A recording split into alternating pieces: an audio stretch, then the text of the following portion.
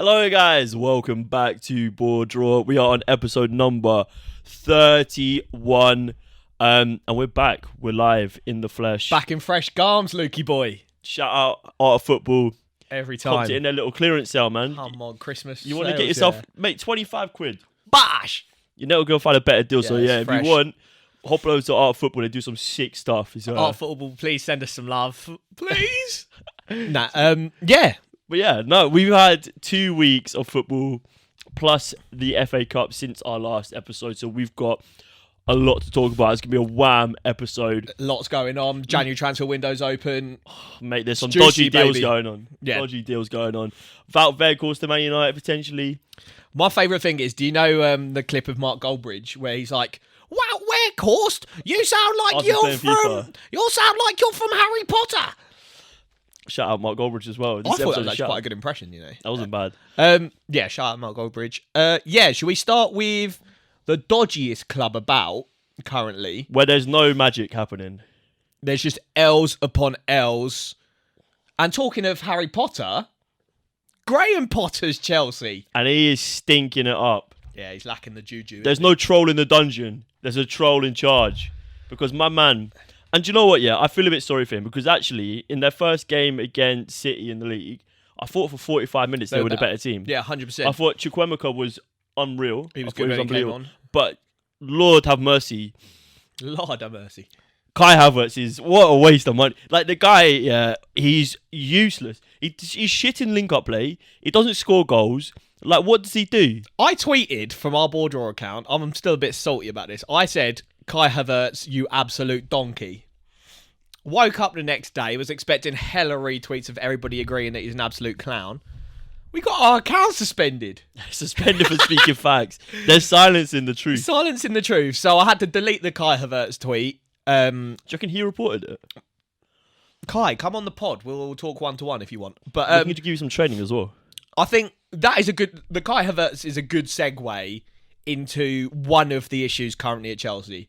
That they have on their books a plethora, I can name about 5 attackers, none of which suit Graham Potter, none of which are in form, and none of which are kind of competing for the Premier League level. No one in their attacking plethora gets anywhere near the starting lineups of Arsenal, of Man City, Spurs. even of Liverpool, probably not Spurs, and probably not Manchester United either. Honestly, washed Aubameyang, washed Pulisic, and then I back Havertz, but I don't think he is what Chelsea needs.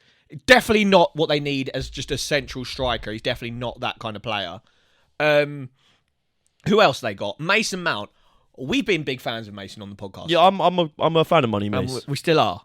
But he's been stinking it up, and he's been getting absolute pelters from fans all around. But you shouldn't expect... Like, he's not putting up numbers, yeah, that people want him to. But you can't expect him to when the players around him have got no end product. Stink, yeah. And he's having to be the link-up between the midfield and attack solely on his own. Yeah.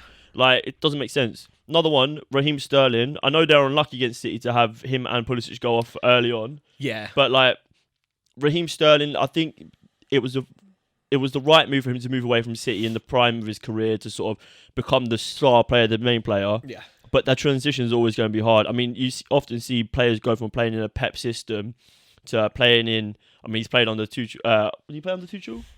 No, he only played under a Potter, but he's going into a Potter system, which is polar opposites to Pep. Oh, who's really. that? Havertz? No, Sterling. Did he play under Tuchel? I don't know. Oh, maybe for like a game. Maybe, yeah. But it was... But yeah, a couple of games. But yeah, I mean, it was always going to be hard. And I think there's been glimpses because he has, on occasion, looked their most dangerous player. He is still a very talented player in the prime of his career. I think he'll come good. But there's just so many problems at Chelsea. How they didn't reinforce in the midfield. They've kind of got a similar problem that Liverpool have where their midfield is so light and full of so many players that are either out of contract or hella old. And so there's like a disconnect between the forwards and the defence because the midfield just isn't good enough. You got Kante, who's injured now pretty much 100% of the time. You've got Jorginho, who's out of contract to the end of the season and is also past it. Kovacic, who's still quality, but out of contract to the end of the season. He was quite good in both games against City. Zakaria looks good, but he's only on loan. So there's just... complete lack of... There's a bit of a mess, depth, and that leads us into the January transfer window. Hold on, another player who's shit, yeah? Hit him. Koulibaly, bro. Oh my god! I'm not being funny. Yeah, when they lost Rudiger to Real Madrid, they were doing this with their hands. And I thought, you know what, Koulibaly's pretty good replacement because you've seen what he's done over in Napoli. I thought fairly decent signing, decent signing, but maybe Rudiger, a sideways step. But oh lord, he is absolutely stunk up the gaff. He's so average, and he gives away so many fouls. What Rudiger did was so calm on ball, could do the playing out from the back, but he also drove into midfield so well and kind of split lines and beat the press so easily. And Koulibaly, his like tech on the ball is so average. And so when you leave him to kind of split the lines with like a Van Dijk diagonal or push into midfield with the ball, he's average, mate. And he's getting found out. And these Chelsea fans that were like, yes, Rudiger to Koulibaly, what an upgrade. Nah, you're in the trenches now. Yeah, stinky. But going back to your point, moving into the January transfer window, there's a big rumour on the cards. A man from Spain, can he ease Chelsea's pain? I like that. Thank you. João Felix. So basically what we've just said is Chelsea's front line is full of players that don't know their best position, all kind of think they're a number 9 but definitely aren't. And kind of, they give Graham Potter this headache where he's like, none of you have a kind of set position. None of you are wingers. None of you are a forward.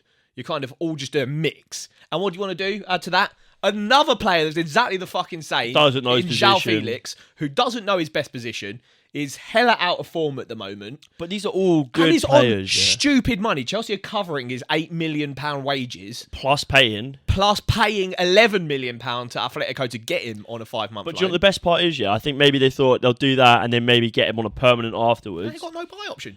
No buy option, and I think he's about to sign a contract extension at Atletico. Honestly, I've been jealous of Chelsea. I said this in the pod a way back, where I've been jealous of Chelsea's success in the past, 10 years, a couple of Champions Leagues, a couple of Prems. It's been nice for Chelsea. But looking in as an outsider, you'd be thinking, what the fuck is going on? I think it goes back to... we released a TikTok, a little snippet of one of our podcasts where you said, TikTok. If you're a Chelsea fan, go away for a couple of years. Go to Ibiza, go support a local Ibizan club, and then just, come back in a couple of years and hope it's all good. Because honestly, this is going to take time. A lot of time. And some sensible transfer windows. It's not going to take It's not looking like it's not happening. going to take time and money. It's just going to take time. And use your fucking head. They're going out and they're spending so much fucking money on players like Aubameyang. What? They've got Nkunku joining in the summer, who's another forward that doesn't know his best position. He's actually quality. I think that'll be a really good signing. And maybe once Potter starts clearing the dead wood and bedding in some of these new signings, it'll work. But you've got Nkunku on the books now. You've got João Felix. You've got Aubameyang, Sterling. You've got all these players. Havertz. What is going on? Yeah, it's not great.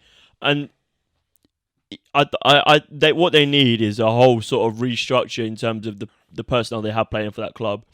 They've got 2 keepers in Kepa and Mendy, who I don't think either of them know who's number 1. Yeah. There's no clear number 1, which I guess isn't always a bad thing because you want competition in that place, but you want to have a keeper who's going to play for you 38 games out of a 38 game season. Yeah. Because that creates a relationship with defence. It creates trust between them as well, which is super important. We looked at when Liverpool won the league, that trust between Alisson and the defence was pivotal to their success.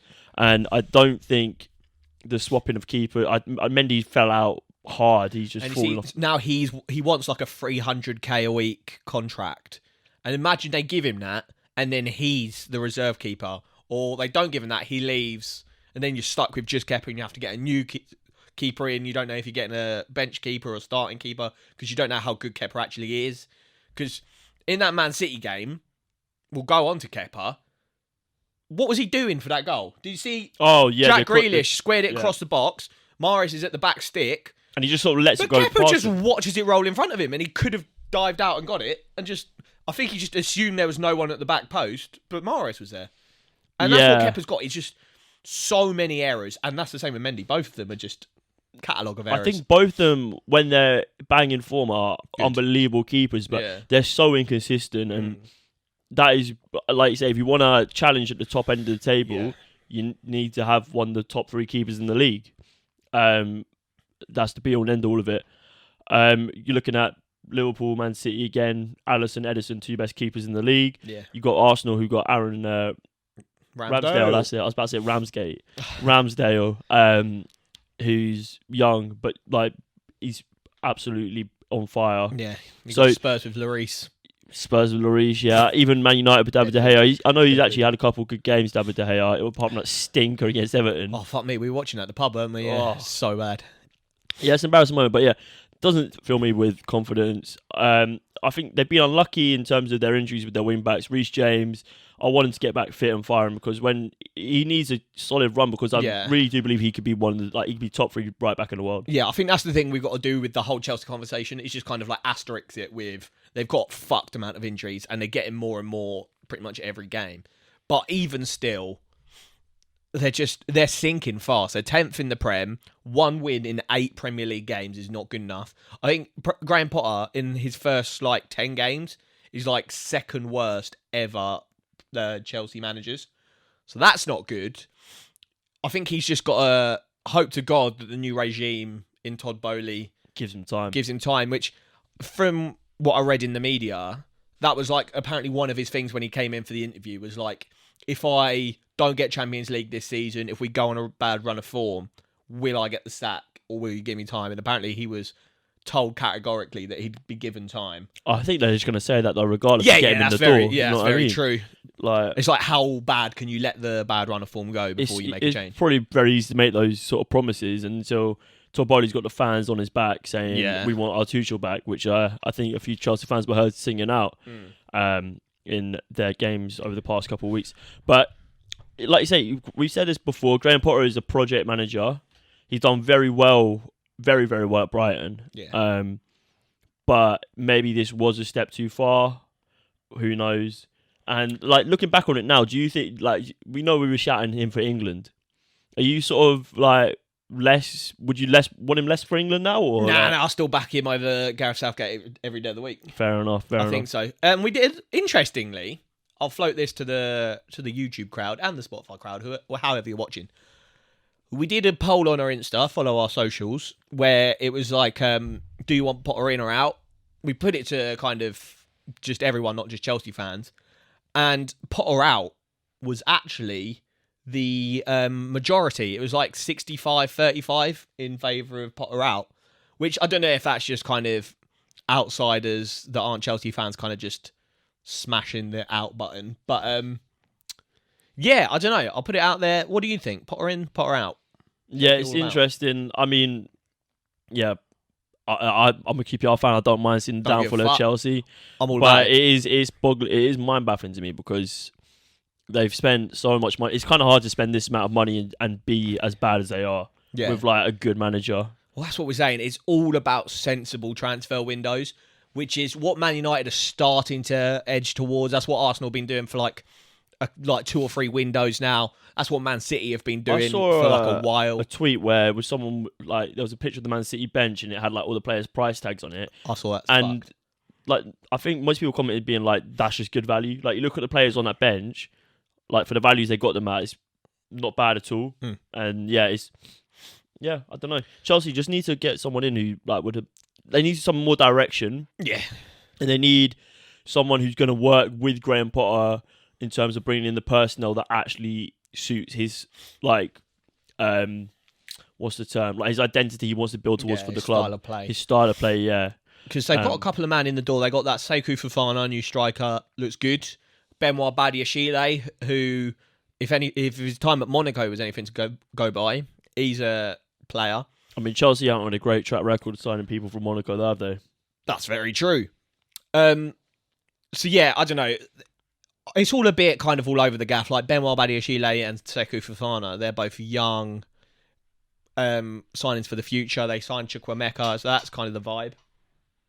What the fuck was that? That's a fucking shed doors ringing. But Oh, God. so yeah, that's a future vibe. But then they're doing like big money on Yao Felix, big money on Nkunku. What the Aubameyang sign has got to go up there. I know they got him like on a free or whatever it was, like barely anything transfer money wise. But that's got to be up with one of the worst transfers ever. He is so shit, and I love it as well because he came back and he did the whole had an Arsenal top and then dropped it and had a Chelsea top. I was like, you're a waste, man.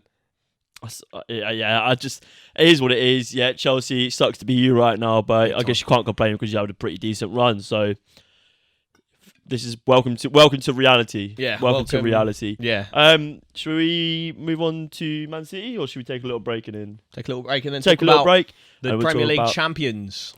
Will they be that again? Not this year? anymore. No, I'm joking. I don't know. I'm scared. Manchester City. I'm just gonna start off. Fucking how the fuck you draw against Everton, yeah? I know it took a Damari Gray wonder goal. It was an absolute fucking corker. Belter, mate. But I think they're categorically the worst team in the Prem, Everton. I thought you were about to say Man City. I don't know. Southampton have been fucking dire under Nathan Yeah, we need Jones a Southampton versus Everton just to kind of figure out establish. Who's the worst. Yeah, I see good things in Everton sometimes, but I like see literally nothing. very limited. Apart from this game, because to go to the Etihad, where City, they've made that an absolute fortress. The atmosphere stinks, but on the pitch, City dominate the fuck out of any team that goes to the Etihad. So for Everton, who are in an absolutely dire run of form, Frank Lampard is pretty much one loss away from getting the sack. For them to go there, go 1-0 down pretty early doors to a Haaland goal, you're thinking, fuck me, this is going to be a long day. Yeah. And I had Haaland in my fantasy team captained. I think everybody probably did. Expecting a they fucking see him fatty haul. 1-0 up, Haaland scored already, and you're thinking, yes, I don't know what's happened, but the hat-tricks have dried up. We're feasting today. And then for them to just dry out, Man City get nothing else, and then Everton to get an equaliser. Firstly, we got to talk about Man City, and then we'll talk about Everton. Yeah, so one thing for me, like Erling Haaland, yeah, and by no means would I never ever not start him because he is a freak in nature. 21 goals already in the Prem. I think he's only gone 3 games in the Premier League without scoring this 21 season. 21 goals already. Which is mental. We've only played 19 games. Yeah, it's insane. He's going to absolutely smash the record. But do Man City play worse football with him in the team? Because I think they might do. So where is the trade-off? Like, because when they play with Julian Alvarez as their sort of number 9... Yeah, like they did against Chelsea in the FA Cup. I feel like they are a better team. 100%. They control the game more. They press better. They're more creative in terms of their attacking output.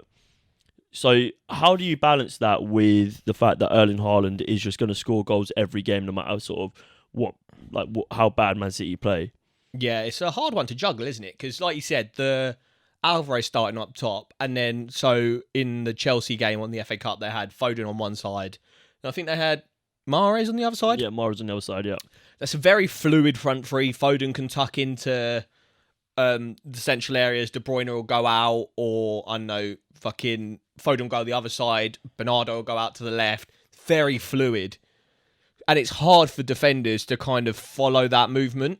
But when you've got Haaland up top, you know Haaland's going to be up top. You know no one's rotating into the middle because Haaland's always going to be in the middle. So as long as you are compact around the centre of the centre of your box, because you're going to get fucking penned back. As long as you're compact, you should be fine. Obviously, Haaland's hard to manage. He's fucking wham. He's so quick, and he's always in the right area. He's never not in his the like area attacking positioning is outrageous.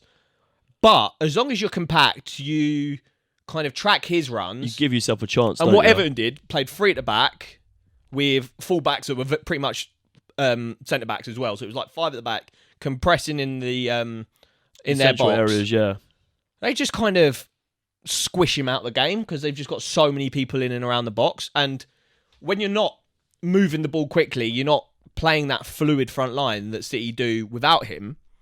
It's not easy, but it's more manageable, more predictable, the passes that you've got to cut out. And so, yeah, going back to what we're saying, is he a help or a hindrance? He's definitely not a hindrance because he scored 21 goals. He's fucking like 1 million goals ahead of anybody else in the league. But is the formation they're playing, which is like a 4-3-3, the best answer?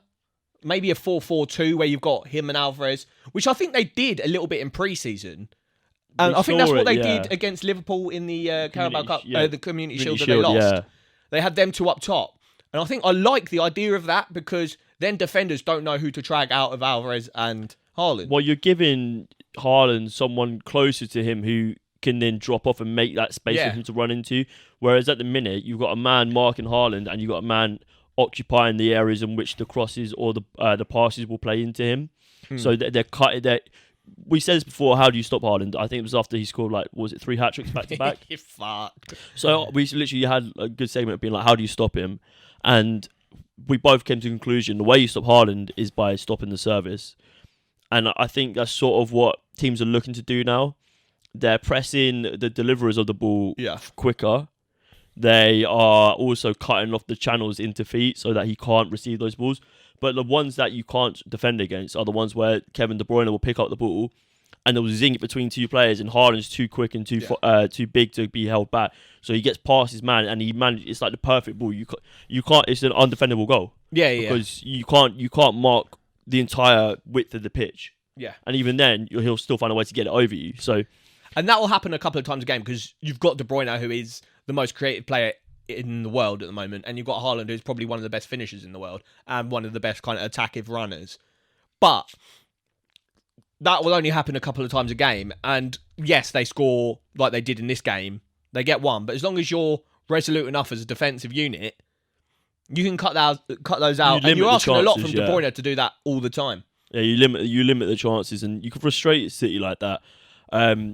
But yeah, I like what you're saying. I think potentially looking for a way to involve Julian Alvarez a bit more would be interesting. Maybe they go to I don't know how it'd be, like a 4-2-3-1, but you have like Rodri as that holding midfielder, and then you have like De Bruyne sort of in that 8 role, and then play Alvarez like in like a really, really advanced 10 role. So he's just behind, maybe. Or you maybe look to play sort of like an asymmetrical 4-3-3, where Julian Alvarez plays one of the wing roles. Yeah, but they're playing tucked in. Kind of like Mo Salah, So you shift the weight of the pitch one side, and then maybe with the likes of someone like João Cancelo, who's brilliant going forward, you can free up space for him to one side, or you could shift it to his side, so he's got more players to play around it. It's really interesting dynamic to look at, maybe.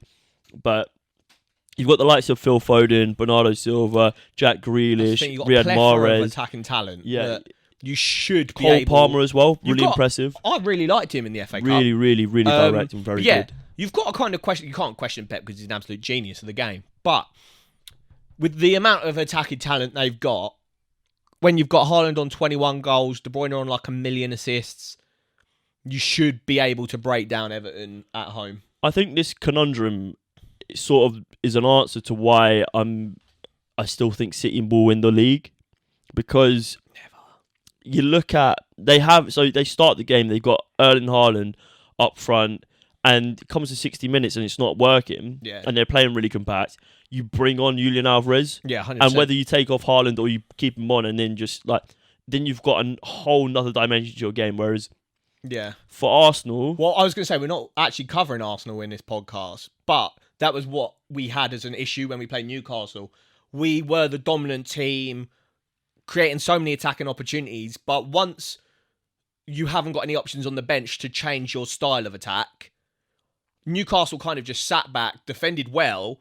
They managed Saka, managed Eddie, managed Martinelli, and we had literally nothing on the bench. So they just looked at it and thought, we'll just defend this out for a 0-0, and we can break them down. Whereas, that's it. I wouldn't call Arsenal's play one-dimensional, because it's not at all, but they don't have a player off the bench who can come on and bring a different dimension to their 100%. Game. And so maybe, we've said this, I think a lot of Arsenal fans agree, they need another striker in, particularly with the injuries to Gabriel Jesus. But Gabriel Jesus and Nketiah aren't two completely different players. I think Arsenal needs someone a bit more in the likes of someone like a Mitro. A big old Wout Weghorst. Yeah, about Weghorst, mate, could be the one. Yeah, but no. But I've got a note about Mitro here for later. But I agree. I think it's always nice when we used to have the Alex Lacazette, Aubameyang situation, and then we had Giroud as kind of like a back up to when we had Lacazette. So they're very different kinds of players. Lacazette's more link up, intricate, into the box finish, whereas Giroud is he's more than a target man, but he's unbelievably technical. But he is that target man that you can switch up your style of play, whipping like lofted crosses instead of fucking drilled crosses to the near post or whatever. But yeah, so I agree. City off the bench, they've got a plethora of options, and then option should have been breaking down Everton. Yeah, no, and I think it's a freak result, really. Yeah. Fair play to Everton, though. Yeah, that's fair play. Good 1 point out, and that shows for Arsenal. Like, that's the sort of result which will keep you in the league, because if they can take that and go on and then we fucking held Man City to a 1-1 draw. Like, probably the most scary team in the league to go play. Yeah, you use that as like a benchmark, didn't you? So shout out to Everton. Shout out the Toffees, man. That was good for Arsenal because it kept us 5 points clear. Even after your Newcastle result. Yeah, but for Frank Lampard, I can't see him seeing out the season, to be honest. Nah, neither can I. There's shouts of Wayne Rooney. I like the idea of Wayne Rooney or Daishi, I think. Deitch could be a really good one. Tarkowski's there. Conor Cody, very much the mould of his sort of player. Doesn't have really the big men up top, though. No. But who's to say that Deitch couldn't play Pep Guardiola level of football? We've never seen him. Do you watch the coach's masterclass? Yeah. I watched the Daishi one. And my God, it was when he got the win against Liverpool. He could be a Premier League manager. He could be. He should come on the pod, impart some of his knowledge. But I don't know. He's definitely got kind of like tarred with the Burnley brush in that everyone thinks, he plays Route 1 football, Brexit ball. But I reckon in there, he's got kind of different style of play that if he did go to Everton, there's definitely more technical man than there was at Burnley. And I reckon turn Alex Iwobi into the Ballon d'Or winner we know he is. Yeah, bless him, he got injured, didn't he? Sad times. But yeah, I mean... Yeah, but I agree. I think Frank Lampard's days are numbered. I definitely agree. Fat Frank, you're about to get roasted. But yeah, I've seen Everton fans. I've seen graffiti which says we want our Rafa back. Like, that's when you know you're in the trenches. Yeah, the guy. Yeah, it's just all a bit weird. Another team with a big transfer window coming up, but I don't think they've got a lot of money to spend. So, scary times to be an Evertonian.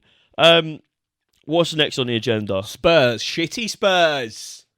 Sometimes they're good, sometimes they're shit.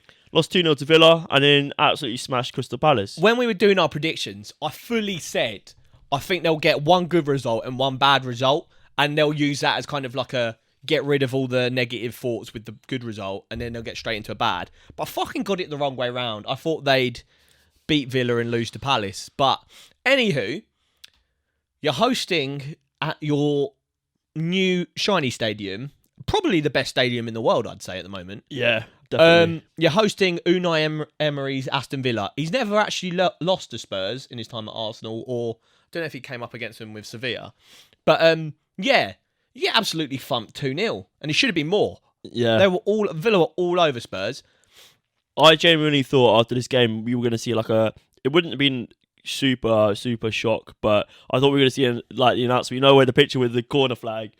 Yeah, to go. Yeah, but. And then you got the likes of Jamie O'Hara, who's been fucking all over Spurs. Obviously, he's a Spurs fan, but he's been like, we had the best transfer window ever.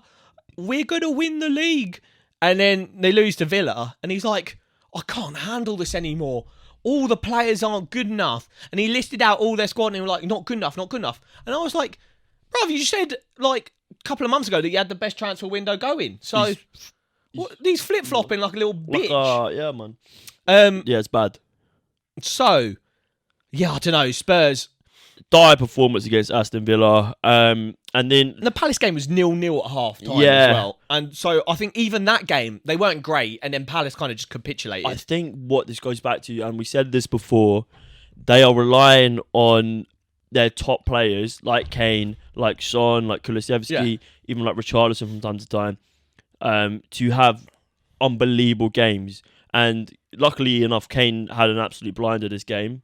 Yeah, Kane's been carrying them, even in the FA Cup. Who do they have in the FA Cup? Fuck knows, like Peterborough. Portsmouth. That's he scored an absolute. And he scored a screamer in that game. And it's like, and his team Man United are linked with Harry Kane as well. Not that he'd ever go. I was going to tweet that he wouldn't leave for another Premier money team, I don't talks, think. mate. Imagine going from playing from fucking Antonio Conte's shitty pragmatic football to playing a little bit. Ten Hag is a little bit pragmatic in the way he plays, but it is a bit more free flowing. But you can tell Ten Hag, would allow Harry Kane to have more fun. There'd be more attackers. Could you imagine if he would left Spurs and then the next season went to win the league with Man United?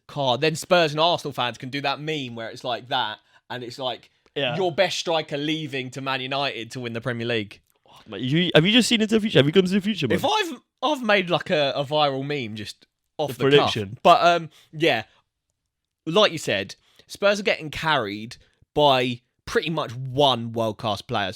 Son is having probably his worst Premier League campaign ever at the moment. Kulusevski's in and out of injury. You've got a midfield of Højbjerg, and I think they played Skip, who's shit. Oliver Skip, mate. And then you've got a defence who, fuck me, couldn't... I don't know. They're shit. And then you've got Lloris in goal. Douglas Luiz has like a pot shot from like 30 yards, and he spills it, and then Ollie Watkins scores a rebound. So you got a goalkeeper that's fucking dog shit. Defenders, all dog shit. Midfield, dog shit. But you got Harry bloody Kane. Do you know that meme of who's Lee Judges? Lee Judges. Yeah. Harry Kane's done it again. Yeah, that is literally how I feel every time I see Spurs get out of the gutter because Harry Kane is just a little bit too good. Harry Kane's actually having a really good season. He's gone quite undercover because of one man named Erling Haaland. For Spurs, do you know what?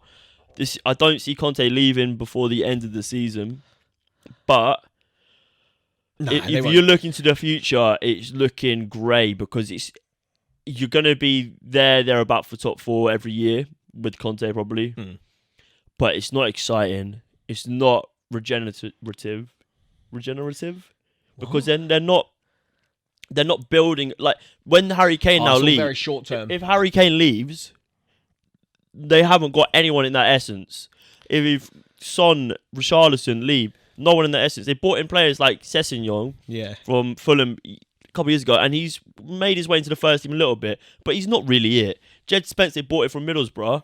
He can't get a sniff. Conte must be absolutely shagging Conte's daughter ragged, mate, because he's I know from personal experience, he's a fucking good player. I've seen him in the Championship enough. And I'm not saying that Championship in the FA Cup. He's an excellent player. Like that talent isn't just because he's in the Championship and it's a shit league and or whatever. Especially because it's not like he's competing with world class fullbacks. Spurs have probably got the worst fullbacks in the league. Brother, Emerson Royale should be nowhere near the Premier League. He stinks it up every game. And so it's not like Jed Spence has got much competition. Just give the kid a run of games and see what happens. Yeah, the transfer policy at Spurs is I like the idea of the Basuma transfer, and I wouldn't say it's not worked out because I think he's had good spells. Yeah, to be judged. But he's had in and out bits of the game, but and I don't think their formation. The formation we said this. It does not suit the players that Spurs have, but they've sort of forced themselves into playing it by bringing in copious amounts of wing backs. They're trying to implement Perisic into this formation as a left wing back, or he plays both, doesn't he? Yeah, but probably left wing back. Maybe, yeah, because he has played out on the right, but they're forcing him in. I rate Perisic as a player. Even at his age, I think he's an excellent. Just play him as a winger. But then, Son's having a shit season. All right, go to a 4-3-3.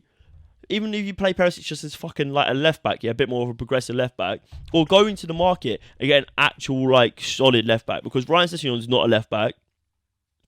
Perisic is not like a 4-4-2 left back. No, he wouldn't play as a left back in a 4. But get someone in like I can't even name a player right now, but just someone fucking solid at defending. I don't know. And then build your midfield. Have that pivot player. Have Basuma do the dirty work. Let him be your pivot player, and then you get a decent 8 in. And this is easier said than done, but they could have had Christian Eriksen. Would have been ideal. It boggles my brain they didn't get Christian Eriksen. Play with 2 8s who allow you to link up with Harry Kane better, and then you will see the benefits because at the minute you're playing negative football and you're relying on moments of magic to see you through a season of the Premier League, and it's not going to last forever because that doesn't last. It's not sustainable. If Harry Kane leaves, they're fucked, and they've got to a stage now where I saw a tweet where it was like, if Harry Kane was to get sold this window, how much would he be on the market for? And I replied saying 80 mil, which is, I don't know, it's kind of just like a rough guess. I think you'd be looking about 120. Even at his age. At this age, who's that? Because we've said this before. There's the number 9 market, especially for a player of Harry Kane's caliber. It's hard, and like you've seen the likes of Luis Suarez and Lewandowski's gone to Barca, but he's old. You know, there aren't a number of good number 9s out there. Yeah, it's true. Like that's why Man United look at Wout Weghorst. That's what I'm saying. Like Arsenal need a number 9, but who do they go for? Like the best number 9s in the Premier League. Yeah, you're looking at Haaland, you're looking at Gabriel Jesus, and you're looking at Harry Kane. And then you're looking at Mitro, Tony, all these men. Yeah. Dominic Solanke's in the conversation. Yeah. So yeah. Right. Well, that rounds up a little bit of Spurs. We'll be right back at you with some Premier League football because that's what we haven't talked about for the last 36 minutes. One little thing before we move on to the next topic. Fuck Spurs. We are back. Bosh. And we are heading to Craven Cottage because what a season Marco Silva's boys in black and white are having. Outrageous. Mitro leading the line, Paulinho doing what he does, and yeah, it's turning into one hell of a season. But Leno just it's a combination of quality managing for Marco Silva, who I think we knew it from his time at Watford is a good manager, and I don't think he was that bad at Everton, but I'm not really sure what happened. Did he have a bad run of form and they sack him, or something went wrong and they sacked him? Have had a good history, and Everton I think are just a bit of a topsy-turvy club. They have no stability there, so I don't think that shone any bad light on him. And like we've seen, he's come back to Fulham. He's a very clued up manager, got them promoted. And I think, so we were just chatting off camera about how we need to talk about the relegation battle and we kind of need to review who we thought was going to be in there, because I think we both had Fulham to get relegated. I think in our predictions, I definitely did. Yeah, I think I picked all the newly promoted teams. And Fulham, big Fulham, are currently 7th in the Prem. From their last 9 Premier League games, they got 5 wins, 2 draws, and 2 losses. And those 2 losses are to Man City and Man United. So, all in all, very, very solid work from Marco Silva's boys. As a, you might not know this, I'm a QPR fan. And as a QPR fan, looking towards what, you know, we started the season well. We were hoping for a good thing with Michael Beale. Obviously, that hasn't happened. We've just been knocked out the FA Cup by Fleetwood. And Fulham are 7th in the Premier League. Bournemouth are having their Brentford are having their second season in the Premier League. They've got great players and they'll probably stay up again. Mm-hmm. And we're stinking up. So I'm just saying, Les Ferdinand, get your shit together, man, because we need to. If you want me to come over and do some business, we need a Premier League of just London clubs. Because honestly, we're getting left behind and embarrassed. Embarrassed. And this is what happened in the past. Chelsea got away from us. Yeah. And so that's just my little section about QPR. No, I'll back it. I think, like I was saying, a lot of people, me included, had them to go down. We kind of compared them to when they came up the season before last. It was just splash the cash, kind of not very wisely. John Machoselli. Exactly that. And also they had Mitro. He's playing for Hull now. Yeah, it's weird. He was linked with Arsenal. He was meant to be like the next big thing coming from like France, wasn't he? Yeah. But yeah, everybody was talking about Fulham coming up and how Mitro stunk it up last time he was in the Prem. So everyone kind of just, I assume, just went back to how Fulham did last time and just like copy and paste it. But Marco Silva, unlike the Fulham that went up last time under Scott Parker, they're playing very much to Mitro's strengths. They have an identity. They've got one super creative player in the middle in Andreas Pereira. Unbelievable signing. Can just feed balls from any. He's like Kevin De Bruyne light. He'll just take up any position amongst the attacking third and just so nicely whip balls to Mitro.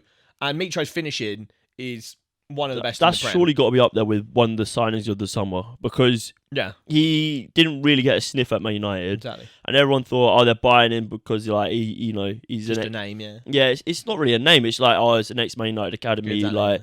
Like, but he's an absolutely phenomenal player, and that is a shrewd bit of business. So, round of applause for you, Fulham. Well done. It's shrewd business, which they didn't do last time. So their formation is playing to Mitro's strength. It's generating chances for Mitro. It's not generating chances for the wingers or anyone else on the pitch. It's just generate Mitro as many chances as he needs to win us this game. And you've got Pereira that facilitates that. You've got wingers in, I don't know, Willian, who stunk it up at Arsenal, but he's a good chance creator. He's actually been really good. Decordova-Reid's quality. So you've got these people that are all pretty much there. It's like, kind of what I liken it to is like Messi in the World Cup. It's like all these players are just there to facilitate Mitro, just give Mitro chances. None of them are really like, oh, I'm going to be the star of the show. They're like, just let's create chances for our target man. Do you know what, though? As much as you say that, I actually think if they were to lose Mitro, that would be a massive blow. But I think the core and the structure of their team is such that they would still be okay. Yeah, and I think so. I have no doubt that their shrewd summer business would carry on, and they would actually sign someone who probably wouldn't be to the level of Mitro, because Mitro's been that sort of Serbian wonder kid for a long time. But I think he is like, just good though. It's Mitro could come out of that. It's like, but the formation, even if it's not Mitro, it's still the style of play is generate chances centrally for our number 9. It doesn't need to be Mitro. Yeah, you go from scoring 1 in 3 chances to 1 in 5. Yeah, exactly. So whoever their number 9 is, at the moment it's Mitro. They just generate chances centrally for them. And Mitro, like we said, is in outrageous form, one of the biggest handfuls in the Prem. So yeah, I think their quality, and then you go defensively, João Palhinha, outrageous signing, one of the best DMs currently in the Prem. And then you've got a back line who, I think everybody just turned their nose up at, like Tim Ream and, I don't know who else they got in that back line. Anthony Robertson, fuck knows. Yeah, I can't remember now. And then they've got a solid unit. Prem proven Burn Leno. You've got Tim Ream, who he's old now, but he's decent.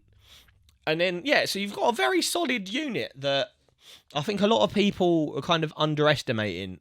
They don't give up too many chances. With João Palhinha in front of them, it's hard to break down. And then, you play, not Route 1 football, but you play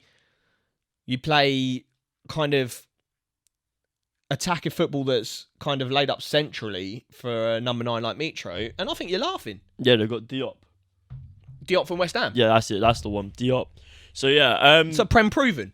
And then you got Prem proven Leno. Yeah, it's a very solid unit that's been put together very smartly by the Fulham board. Bosh. Yeah, so respect where it's due. They've done very well. But yeah, I mean, they are sat 7th in the table. Mm-hmm.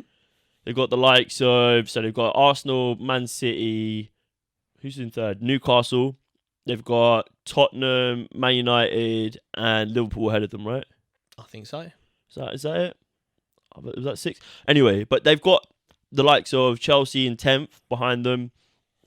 There's a lot of teams around, like it's going to be tight. Whether they can hold on to that sort of 7th position, I think anything around 10th is a phenomenal top first half season. Is quality for them. Yeah, you can't, and what they need to do then, and you build on it. Yeah, that's it. And often we do see teams with in the Premier League second season syndrome, where they've secured their first season, which is the hardest season. Yeah. But then a lot of teams misuse their money, basically that money from staying in the Premier League. Yeah.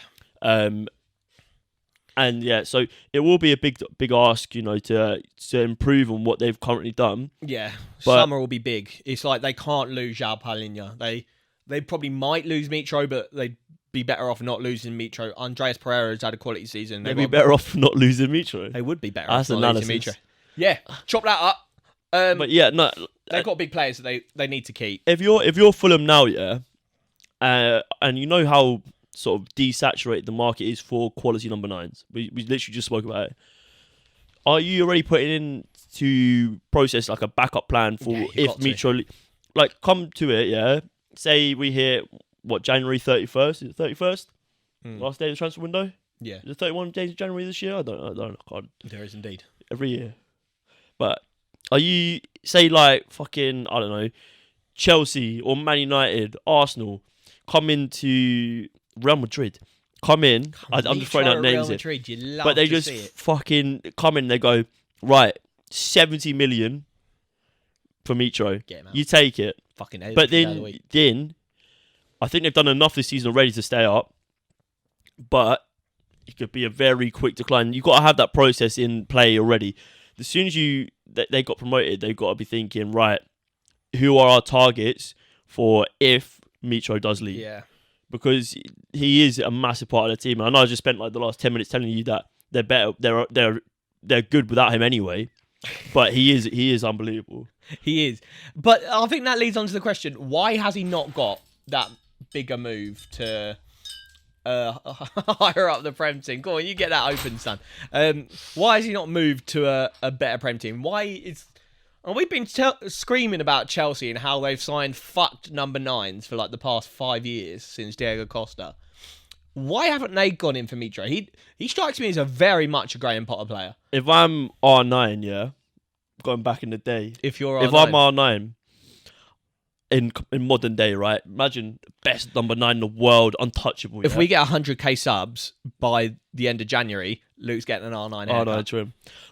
If I was, I would literally go nowhere near that Chelsea number 9 shirt. Yeah, I would do everything in my power to avoid that shirt. Yeah. So yeah, Mitro, if you're out there listening, stay away from Chelsea.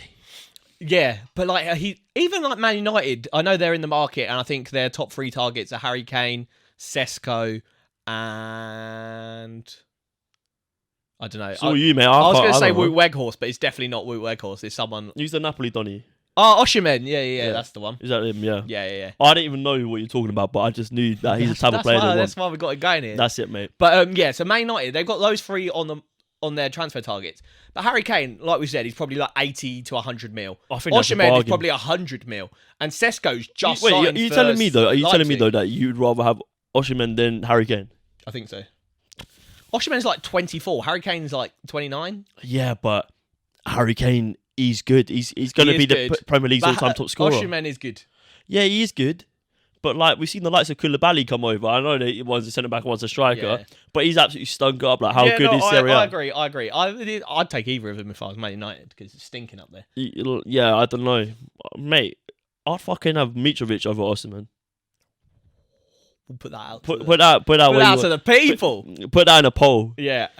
But yeah, why has Mitro not got that move? I think it was due to.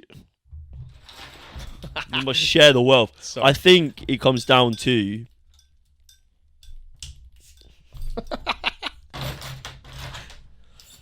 Sorry for all the jing janging. We need fuel. It comes down to the fact that sort of like first couple seasons with Fulham in the Premier League Stunk, yeah.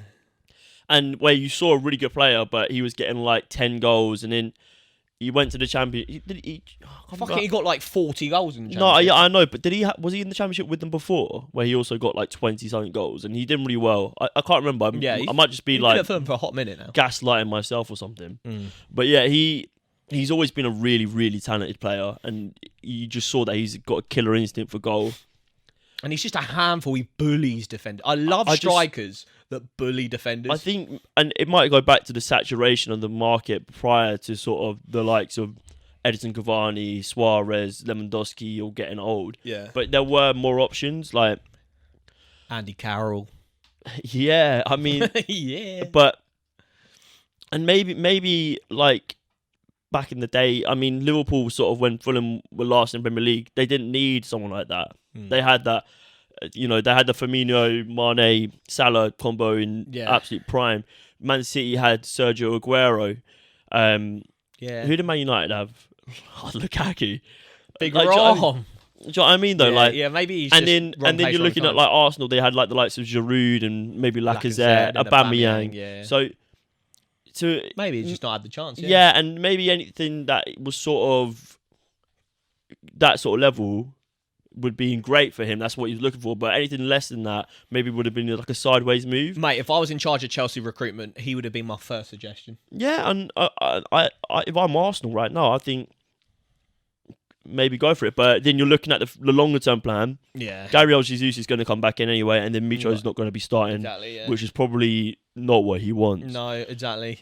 But yeah, it's a bit of a tricky one because you think he's always been good enough, and sometimes players look really good, and I was going to say look really good in shit teams, but Fulham aren't a shit team. Obviously, they're 7th in the league. Exactly, yeah. Like the only thing I can relate it to for me is the season QPR got promoted under Harry Redknapp, where Charlie Austin scored 18 goals and we got fucking relegated. We were like bottom of the league. We were shocking, but he got 18 goals in that just terrible team. Like Loic Remy as well. Remember Loic Remy? Yeah. Streets never forget. I went to Chelsea and stunk it up in number 9. Yeah, mate. And like, so you do get these players, but Mitrovic is consistently better than that. You don't score 40 goals in the Championship and stink up. Like Ivan Toney, he's a good player. Toney broke the record, and then Mitro broke that record the season after. Yeah, Mitro is and good. We're seeing both of them sort of get the fruits of their labour. Like they're clearly two very talented players. Both kind of certified Premier League level strikers now. Yeah, and we're just waiting for Mitro's betting scandal to come out. So yeah, it's mad that Toney is still cutting about. I know he's injured at the moment, but it's mad that he's still playing. I don't know when that kind of. I think there'll be one day where suddenly it's like because. Bosh. Yeah, it is a bit weird. That's a whole nother video because, to be honest with you, I haven't actually read into it that much. I've just seen he's got about 200 million accounts against him. Yeah, literally. And I think it's all from back in his League One days when he was at Peterborough. But yeah, it would be a shame if, even as a QPR fan talking about a Brentford player, it'd be a shame if he did have to serve a suspension for that. Because I think Joe Barton had 2 counts against him and was banned for 2 years. Yeah, he could be fucked, I think. Yeah, but I think Joey Barton went to Marseille, didn't he? And served it out there. He did that interview in French. But yeah, I don't know. It's interesting. But Fulham, very good, very interesting team to play. And they're beating the teams that they should be beating. Well, I say they should be beating because that where they're on the league. But they're beating teams like Leicester. They beat Southampton, who are just poor. And we'll talk about that in a minute because Southampton are... Not looking good, bro. Probably the worst team in the league. Yeah. But yeah, they are doing phenomenally well, and all power to them. Congratulations, you've done well, mate. Yeah, hold tight Fulham, you know. You must be very proud. But yeah, should we take a little break and then round it up? We'll talk about a little bit about Erik Ten Hag, Man United, Ten Hag ball. Marky Rashford coming in fast and furious, and we'll also talk a little bit about Nathan Jones and Southampton and how he's a shit manager and the club's paying for it. Yeah, it was a weird recruitment, I think, but yeah, we'll get onto that. Erik Ten Hag leading Man United, undefeated since the return of football after the winter break for the Qatar World Cup, and they are looking good. And with Man United's resurgence comes the resurgence of one Marcus Rashford, and he is looking unplayable. He is. And we watched the was it the Everton game where he started on the bench because he was late to a team meeting or something? Oh yeah. Came on at half time. Yeah, fuck knows what it was. Turned the game around. He was unbelievable. I really like Marcus Rashford. I like him. I think he's a good person. So direct. He's a good person and just a better football player. So direct and aggressive. He's got that kind of mean streak in him at the moment where he just sees a defender and is like, I'm going to fucking skin you. Yeah, I'm going to make you go home to your family. They're going to have to look you in the eye after what I do to you. And it's like, as a Man United fan, not that I am one, but if you were watching him and then you see, I don't want to dig out Anthony because I feel like I do it a lot. But if you see what Marcus Rashford is doing on one wing and then you look at the other wing and you see Anthony kind of just being so average, in my opinion. Like the Everton game, I saw him give the ball away like 4 times in like a minute. And he's just not direct at all. He just recycles the ball and then tries to jink inside. I don't know. I don't want to dig out Anthony because every team's got their own shit signings and he's still young. It's still early doors. He's been here for less than half a season, mate. He's got like a couple of good goals in games against Arsenal and Man City, so it's not awful. But for me, from what I've seen, the eye test, everyone's like, you can't cheat the eye test. It's not doing it for me.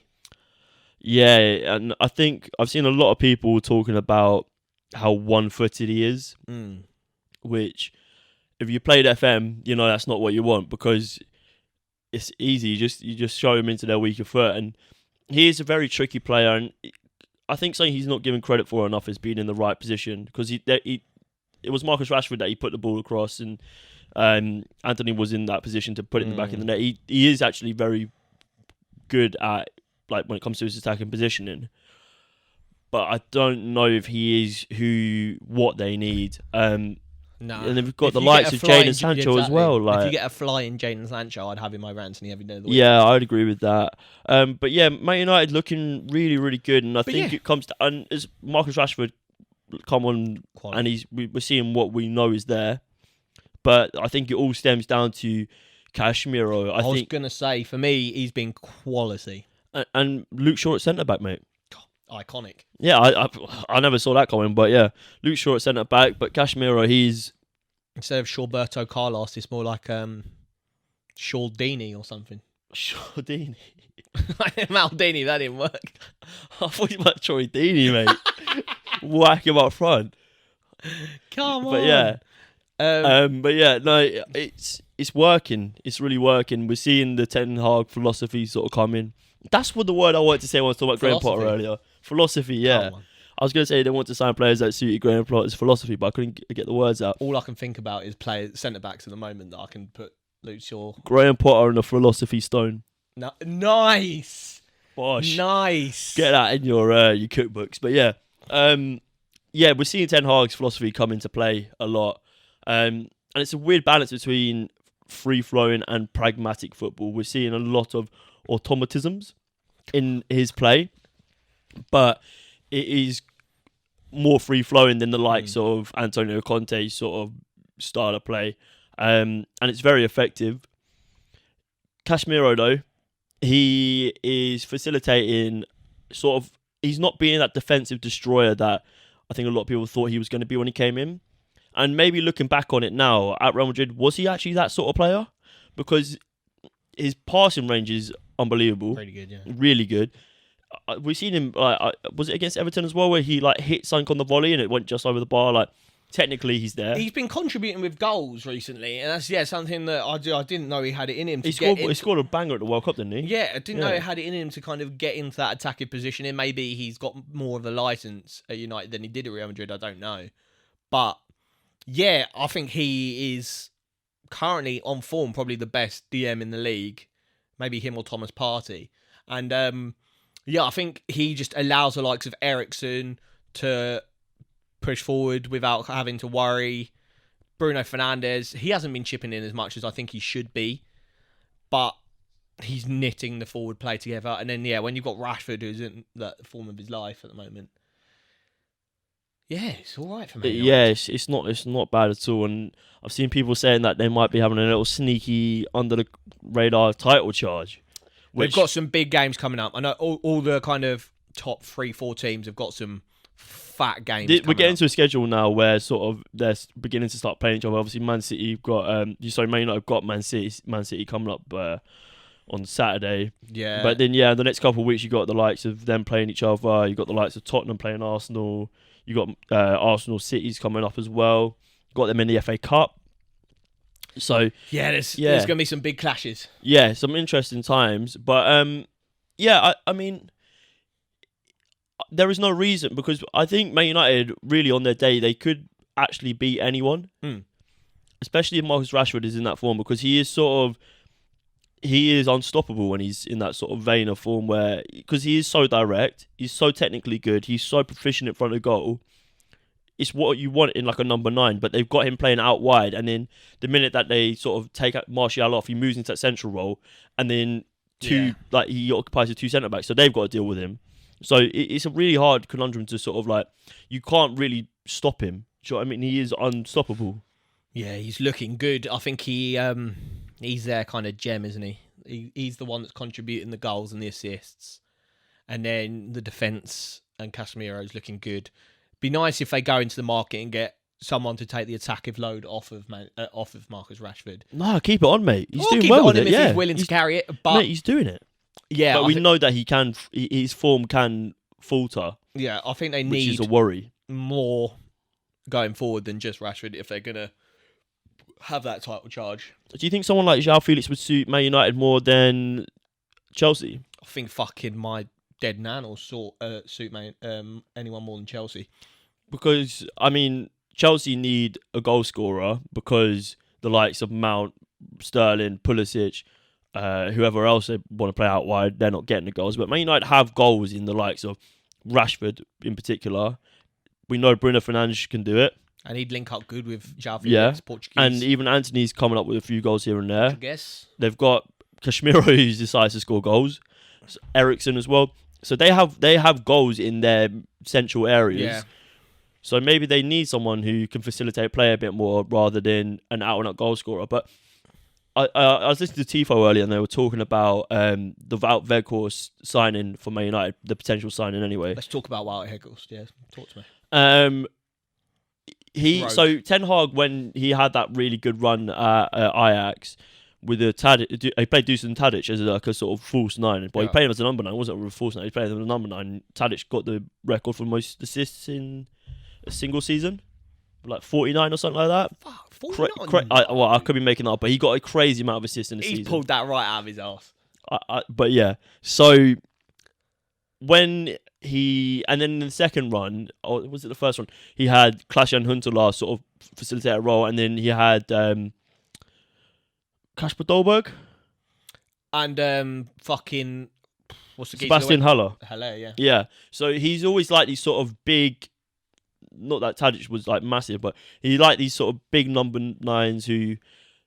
And what Tifo said was that he likes them to pit, so he creates space on the edge of the area by pinning that defence back because they know the aerial threat is there. So maybe we are seeing him sort of bring in stuff from his previous experience at Ajax into the Man United fold, which wouldn't be a bad thing. I think Wout Weghorst was kind of dangerous at Burnley. He looked good in a lot of... Didn't realise, but I thought was a really interesting stat. I think I saw it on Twitter somewhere. That in his time before he signed for Burnley, I don't know where he was. Was it the Eredivisie or Bundesliga? I can't remember where he was. Wherever he was prior to Burnley, he had the most pressures in the league, which you'd think, he went to Burnley, he's just this big target man that you shove up front, not really pressing. But for him to have the most pressures in a league like the Eredivisie or the Bundesliga, he's definitely in one of those two. So for him to have the most pressures in a league like that, where the pressing is so hectic, for him to have the most pressures, I think would bode well for Man United, because Martial, when he plays up top, he's dog shit at pressing. And then Rashford, if he does play up top, is not very good at pressing either. So to have a pressing number 9 that's a handful like Wout Weghorst is quality.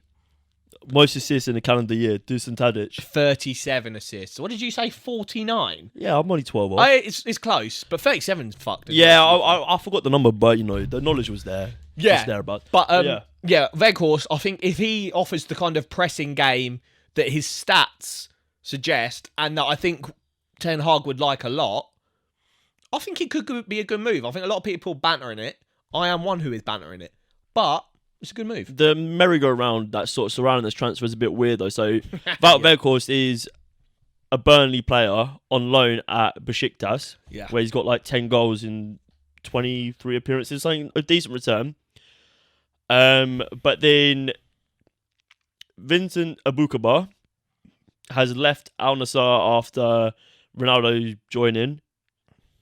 And so, potentially what we might see is Wout Weghorst return to Burnley, then Aboukaba signed for Besiktas, and Wout Weghorst signed for United. After Ronaldo left United to go to Al Nassr. It's all a bit sort of weird and incestuous. It's a bit... The game's strange. Gone, mate. Burnley doing business with Besiktas, Al Nassr and Man United. I wouldn't want to go to that bar. That's what I'm saying. Just a weird one. Man United, though, I think they're in a good space right now. Mate, I think it could... I see a lot of people talking about how apparently they've been given no budget, really, and that's why they're doing loan signings. And a lot of Man United fans are kind of annoyed at the board for not backing Ten Hag after his really good start, which is fair enough. But I think just give him time. They're not going to sack him. They've seen how good he is already. So just if you're a Man United fan, don't get too greedy. Just kind of chill into it. Enjoy the ride. Yeah, Ten Hag's a quality manager. He's building what looks like definitely a top 4 squad. And so yeah, just chill, man. Just chill.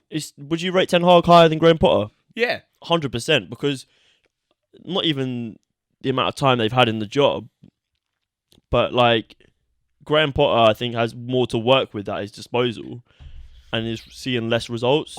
I like Ten Hag's kind of authority and kind of his aura. He seems like someone that could get in a Casemiro or get in a Ronaldo and not be overwhelmed. He can be like, Ronaldo, fuck you, you scumbag, and kick him out. Whereas I'm worried that if Graham Potter was in that situation, say Man United hired Graham Potter, he might bow to the pressure. He would have been like, Ronaldo, I'll do whatever you want, you king. But nah, I like Ten Hag. It's like, nah, fuck you, get out. I rate that in a manager. You want to be not scared of your manager, but you want to be like, fuck me, this guy means business. And if I don't buck up my ideas, he'll chuck me out. Yeah, I like that. All right. Yeah, no, I mean, he's happy days. He's doing a fantastic job, and I think it will continue. Before we take a break and then do our predictions, we're going to talk a little bit about Southampton. Honestly, I think they might be the worst team in the Premier League, and I think Nathan Jones is the worst manager in the Premier League. I think he's been in charge for 5 games? Yeah. So his first game was against Liverpool, and Southampton didn't actually look that bad in that game. I think it was 3-1. And I was kind of like, ooh, maybe he's doing something here. And that's not a fun game to have as your first match in charge of a new team. And his first outing as a Premier League manager. That's like scary stuff. But you think you'd build on that, and it's not been good. Yeah, I was listening to a couple of Southampton fans discuss Nathan Jones, and I think after about 3 games, Southampton fans are on the away end charting they want him out, basically, which is crazy. It's not a good start. I've seen they signed Orsic from... I think that's a bloody good signing. That's a really good sign. I thought he battered Tottenham in the Europa League. Zagreb, right? Yeah, from Zagreb. And I thought he'd get like a kind of top-ish tier team. At least top half Premier League team. I don't know, but it's a really good sign. I feel like he'd been really good for that is what West they Ham. needed for a while as well, is goals. They need a goal scorer. Yeah, I mean, so they got the likes of Che Adams. And Adam Armstrong. He strikes me in a bit of the same vein as Ollie Watkins, like really good in and around the box, but like can't seem to find consistent goal scoring form. They never really replaced Danny Ings. No. You see, apparently there's links that he might go back to Southampton. Could be a good move for him. Yeah. But so these 2,000 Southampton fans were discussing how during the course of like the last 3 or 4 games, I can't remember how many they played now, but he must have tried about 20 different shapes. Oh, really? Nathan Jones. And all of it reverts just back to like long ball. And it just doesn't work. Yeah. And they made some shrewd signings, and like one in particular was Lavia from Man City. Yeah, they've got some good players. But like it is just hope for a free kick and hope James Ward-Prowse can deliver, because he is on fire. Fucked a free kick. He's unbelievable. He might be the best free kick taker in the world. Yeah, I'll back it. But like I don't really understand the premise of it. Tifo back again. We're talking about how Southampton potentially signing these young players, looking to become, and they've always sort of been a selling club. You look back at the days where Liverpool sort of raided them for Van Dijk and Mane and all that. But like, I just don't see how they stay in the Premier League this season. I don't see 3 teams worse than them. No. But the only blessing is for them that they are only 3 points away from safety at the minute, and we're less than halfway through the season. I believe this game week will be game week 19, so we'll be halfway through. Every team will have played 19 games or so. Yeah. But I don't think Nathan Jones is a Premier League manager. I think he done very well at Luton.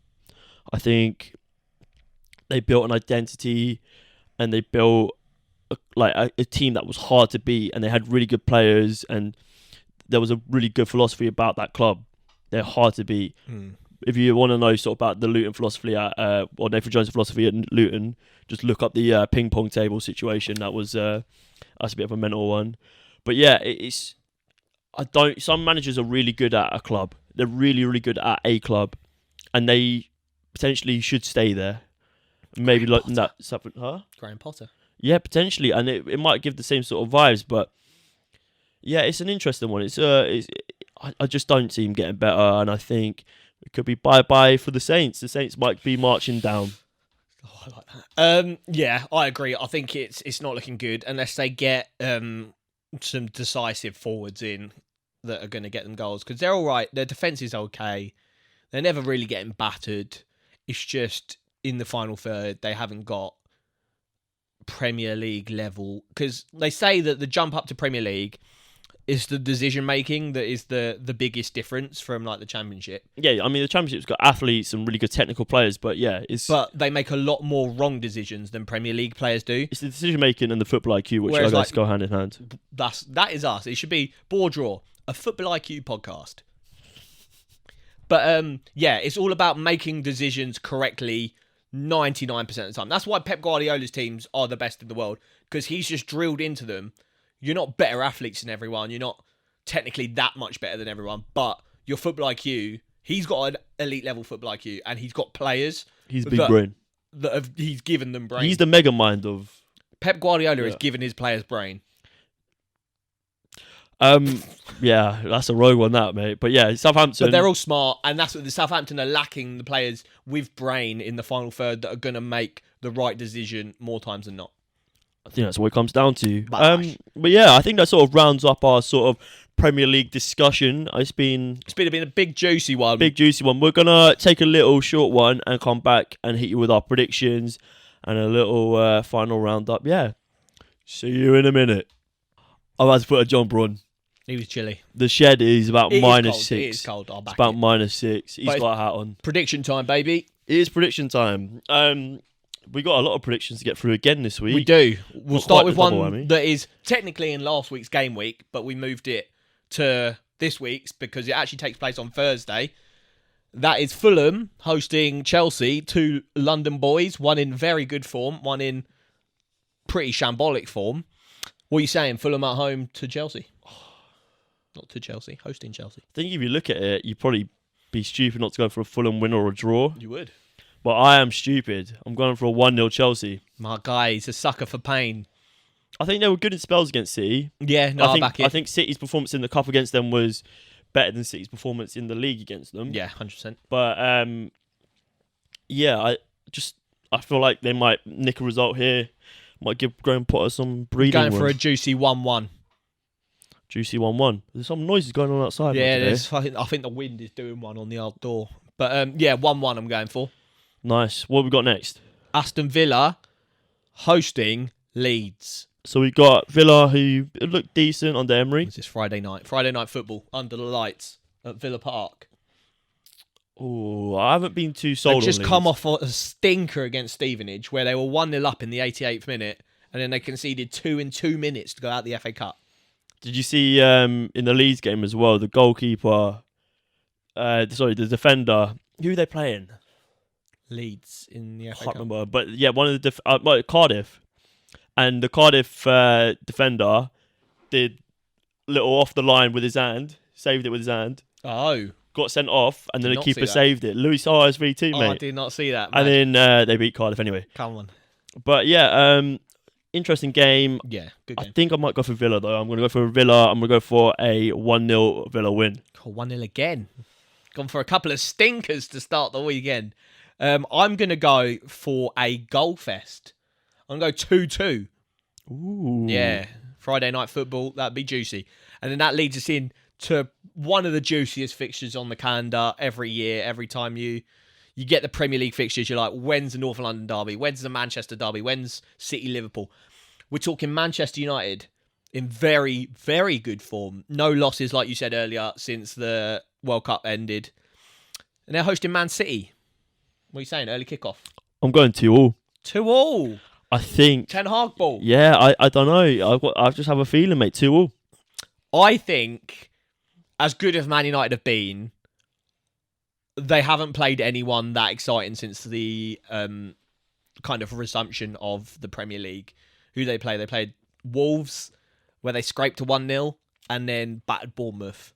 So it's kind of like iffy, and then they played Everton, so they haven't played anyone even close to the caliber of Man City. So I think they're going to be in for a bit of a shock, and I think Man City are going to do them 3-1. Fair enough. Yeah. We go to the Amex next, and it's actually quite an interesting game because was one of De Zerbi's first tests against Liverpool? Yeah, I think so, actually. And I've been quite impressed with Brighton under De That wasn't when Zerbi. Trossard got the fucking hat-trick, was it? It might have been. But yeah, I've been quite impressed with De Zerbi ball. Probably hasn't got all the results that he might have deserved. No, they got battered by Arsenal, but in the kind of like last half an hour period of that game, they had Arsenal scared. So they have it in them to battle it with the big boys. Yeah, and Liverpool have been... Some games they look electric and they look like the Liverpool of old, and then other games it just doesn't go for them. Yeah. And I don't really think they know their best back four at the minute. I think their midfield is not great. I think Fabinho is not the player he was the last couple of seasons. Like, you can't be starting Harvey Elliott in midfield, unfortunately. Too lightweight for me. He's not a midfielder. He plays out wing, or Mate, he doesn't play. I'd fucking give him the barge into next week. But we might see the likes of Cody Gakpo start. I think he looked all right. I think Nunez might cause Brighton some problems. And I think he's getting a lot of stick for his inability to finish chances, but he is there or thereabouts. He's one of those like players that will finish hard chances. Like the one that he scored in the FA Cup where Trent played that absolute diamond ping to him and he caught it on the volley into the far post. He'll smash that easy. But then fucking one where he's 1-on-1, he's got the entire goal to aim at, he'll drill it wide. Yeah. He's one of those weird players. But he's a problem causer. I fancy Liverpool to win this. I'm going to go for a 2-0 Liverpool. Yeah, I like that. Like I said, I think I say this every time I do the predictions. Whenever I predict about Spurs or whenever I predict about Liverpool, Going to concede. They're going to concede for me. And I think this game will be no different. But I'm going to go 2-1 to Liverpool. Yeah, fair enough. Battle of the Stinkers. We asked for this. Oh, we did. I didn't realise this is coming up. Come on. What a game. Frank Lampard versus Nathan Jones. Frank Lampard could get sacked after, what, half a season? Yeah. And Nathan Jones could be sacked after about 5 games. Fucking hell, yeah. But it's a relegation 6-pointer. It's got goals in it, mate. Yeah, both teams stink, man. Just, yeah, terrible teams. Terrible football. I'm going to go for I don't know. I'm backing Everton, I think. Yeah, I wanted to back Everton, but I just... Somewhere along the lines, one of them is going to fuck it up. I'm going to go for a 1-0, actually. 1-1? Yeah, 1-0. I'm going to go 2-1 Everton. Yeah, I mean... think. They're just both so shit. We've got a derby coming up, a big derby. Nottingham Forest versus Leicester. Leicester sort of before the break had a little bit of resurgence. But they've come back a bit stinky. Yeah, it's just not it, is it? Yuri Telemans went from playing in the World Cup to playing, was it Gillingham in the FA Cup? Yeah. Doha to Gillingham. Yeah. That's something. Forest look all right, though. Forest look all right, but Good point against Chelsea. And then, what was it? They won 1-0 against Southampton. So that's not bad. I think this is as good as their season gets. Yeah. I think it's as good as their season gets. I think they're going to end up in the bottom 3 by the end of it. Ooh. That's a prediction. But that is. Yeah, I'm going to go here for a 2-1 Leicester win.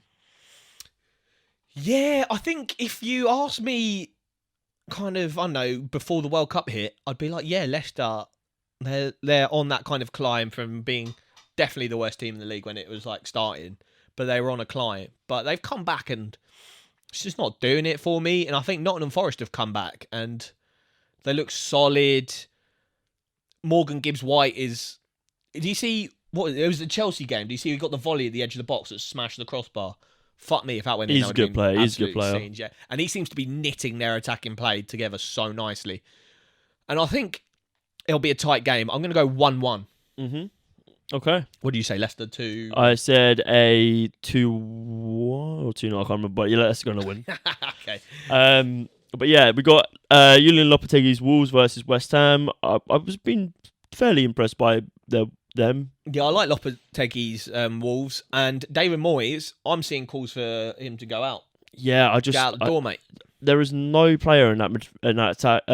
West Ham attack that really excites me. I think Ben Rama's average. Bowen, his drop off is crazy. Average. I saw people saying he was like the best winger in the league at one point. I think What has happened there? Paqueta's a good player. But, Declan Rice is obviously a good player. Yeah.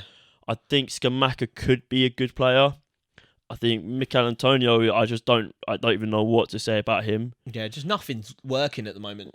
Yeah, defensively, then like they're not getting battered, but they're losing games 1-0, 2-1, and that'll just keep happening. They are good. the most like Leeds are mediocre, yeah, but West Ham are the most like they would be like your nan's teams, like just don't want to do anything. Just You're now with loads of Cockney geezers. Just sat there watching the world go by. Yeah. Like, do you know what I mean? Because like, they're not exciting to watch, and I feel for the West Ham fans after the sort of journey they've been on the last couple of years. But yeah, the drop off is sad. Isn't it? And maybe it might be a big January, but I feel like they've splashed so much cash, and they must be in the back of their mind thinking qualified enough. If we don't get European football, and we've splashed the amount that we have, it could be like problems. I just don't feel qualified enough to give a statement on whether David Moyes should be sacked or not. But I do. Get him out. No, I don't. I like David Moyes. I can see it from both ways. But yeah, I think this might be a little bit of a stinker game. But I think it might be a draw. I'm going to go for a 0-0. 0-0. I'm going to go 1-0 Wolves. 1-0 Wolves, yeah. Back in Lopetegui's men. I like what they did against Man United. They were unlucky to lose that game. And then, I can't remember what their game after that was. It was a 1-1 against Villa. Oh, that was it, yeah. So yeah, I like what Lopetegui's doing. Yeah, I think he could turn out to be a shrewd signing as a manager. Following that up, we got Brentford versus Bournemouth. Late kickoff on fucking Saturday. Brentford versus Bournemouth. Yeah, that's whack. What a load of shit that is. That should have been Brighton Liverpool, I think. But, you know, is what it is. But yeah, Brentford versus Bournemouth. I think Bournemouth will also explode and be in the bottom three. I could probably make up who my bottom three is going to be. Yeah, it's one of those where, like, when they lost Scott Parker and Gary O'Neill was doing the kind of the business as kind of a temporary manager, it was good. I think they had like 5 games, 4 wins, 1 loss, or something like that. And you're thinking, give him the permanent job. But now he's got the permanent job. That kind of sparkle was definitely dissipated, and they're on like a bit of a nightmare run at the moment. And I feel like when you're on a nightmare run, one of the teams you don't want to get is Brentford, because they're just consistent. They'll slap anyone these days. Yeah, I mean, I don't. There was rumours that Tony was going to be back for the last game. I know, but he was in the stands. I don't know if he'd be back for this game, but the likes of Mbermo and Wissa as well, they've been quite impressive in the last few games. So I don't see it getting any better for Bournemouth. I'm going to go for a 2-0 to Brentford. Yeah, I like that. I'm going to go 3-0 to Brentford. 3-0, you're backing the Bees from Hounslow. Indeed. Yeah, I am indeed. Moving on to Sunday, we got London derbies. We've actually got 3 good games here. Actually, I would like to say, I'd like to point out, we've got Chelsea versus Crystal Palace. Interesting one here. I back Chelsea to beat Fulham. I back them to draw or lose. Oh, I don't know. Can't remember. This is literally the level we're at right now. It's been a long episode, but Palace are looking dire. Yeah.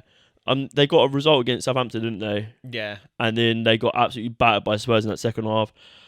I don't know. I think Palace started the season really well. I think they have great players, but I don't know what's sort of gone wrong. I don't know why Joel Nye's playing. There's no like kind of correlation to where it's gone wrong, because all the players that were doing so well last season are still playing. You don't know what to attribute the kind of drop in form to. It's weird.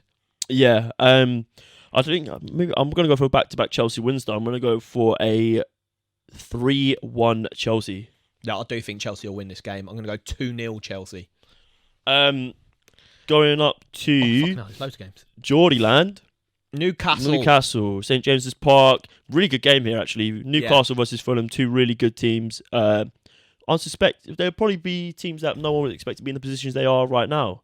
But I think Fulham might struggle here. I think when you go to St James's and you take on a fiery Newcastle, it's a hard day for him. Alexander Isak's back. Started in their loss against Sheffield Wednesday, I believe. But yeah, I think Newcastle will come out winners here. I'm going to go for a 2-1 Newcastle. I like that. I'm backing a clean sheet for Newcastle. I'm going to go 2-0. Big one to end Sunday. Spurs versus Arsenal at the new Tottenham Stadium. This could be a big one because I think currently on paper, the best team in England against Spurs. Yeah, literally, I think on paper you'd have Arsenal to win this all day down. But slapped him. as Ty has said before from Arsenal Fan TV, shout out, form goes out the window. It does. Form goes out the window. But this could be a hard one. I'm gonna go 1-0 Arsenal. I reckon we slapped them. I'm going 3-1. I'm gonna rescind that.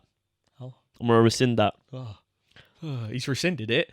I'm going for a 1-1 draw. 1-1 draw, you stinker. Harry Kane, he's fucking done it again. They'll get a pen. Watch his space. They'll get a pen. Because Craig Pawson is the referee, and he is a top tier fuckhead. I'm just trying to imagine it in my head who's going to score for Spurs. It's a Harry Kane pen. 100%. I've called it. I'm not a betting man, but Harry Kane pen. 4 names have popped into my head, which is almost half their starting 11. Yeah. But I'm seeing Perisic, Dyer, Kane, and Kulusevski. So 3-1, 1-1. And then we move into some midweek games. I assume they're just slotting in some. Yeah, have you seen United in the FA Cup? The FA apologised to them. Yeah, they got 10 days. They've got 4 games. Yeah, the FA actually apologised to United formally for slotting this game in. So Palace United 4 games. I was about to say 10 games in 4 days. Yeah, that's something you've got to take into account, isn't it? 4 games in 10 days. Could see a little bit of rotation here. Yeah, I still think they have too much for Crystal Palace. I'm going to go for a 1-0 win. I'm going to go for a 1-1. I think Palace always do all right against United. So Wilfried Zaha doing a little bit of business against the former club. And then to round it up, another big game. City. Spurs got Arsenal and then City. Yeah, North London derby and then going to the Etihad. Yeah, so they're going to the Etihad. Spurs last season beat City twice. Yeah. So it's not as black and white as it might seem. What are you saying? But Spurs also last season were better than they are this season. Spurs had like the most points since Conte took over last season, didn't they? I'm just going in. I'm going 3-0 City. Yeah, I'm going 3-1 City. I think Harry Kane might be like, "Ooh, you could have had me instead of Haaland," but yeah. But yeah, I think that rounds a hat trick. But Harry Kane gets 1, and he's like, "Oh, you could have had me." Yeah, he does the fucking slide-in celebration. He does the Harry Maguire. Yeah. But yeah, that rounds up our predictions for this week. Yeah, boy. Before we end off the episode, though, we'd like to just give a shout out to HLTCO. He's made the leap to YouTube, so shout out you for making that leap. It's always a bit like you're always a bit like, oh, putting my face on YouTube. It's never like an easy step to make, but buzzing to see you on it. If for some reason you're subscribed to us and not to Dan at HLTCO, first of all, give your head a wobble, and then second of all, go to his channel, subscribe because he does fantastic content, and check out his Twitter as well and his Patreon because he gives out so much content for free. Does a Patreon he hopped on with every us, single which day. He didn't need to do at all. We was like right at the beginning of our kind of like a podcasting journey, and he hopped on and had a chat with us, which he really didn't need to do. So yeah, shout out him. Shout out what he's doing. He literally does a podcast every day. Yeah, it's crazy. I think it's about 20 minutes and it's like £2 a month. Yeah, it's crazy value for money. He's a top lad. So check him out. He's on YouTube now, which is sick. Yeah, so shout out Dan. Congratulations. Hopefully we can have you on soon. But anyway, guys, thanks for watching. This has been a massive episode. We've just hit the hour 30 mark on our recording. It's been chunky, boys. It's been chunky. We had a lot to talk about. But we'll be back hitting you regularly on your devices. Follow our TikTok, man. We are making loads of TikToks. And if you don't want to see it for an hour and a half of us just chatting shit, hop over to our TikTok because it's like 30 seconds of us chatting shit. So it's better. Condensed shit. Exactly. Is what's happening. I actually need to go for a shit, so let's round this up. Thank you guys for watching. It's been BoreDraw. Shout out Art Football for the top. Appreciate it. Yeah. Come on. It's been BoreDraw. Lots of love. And it's live.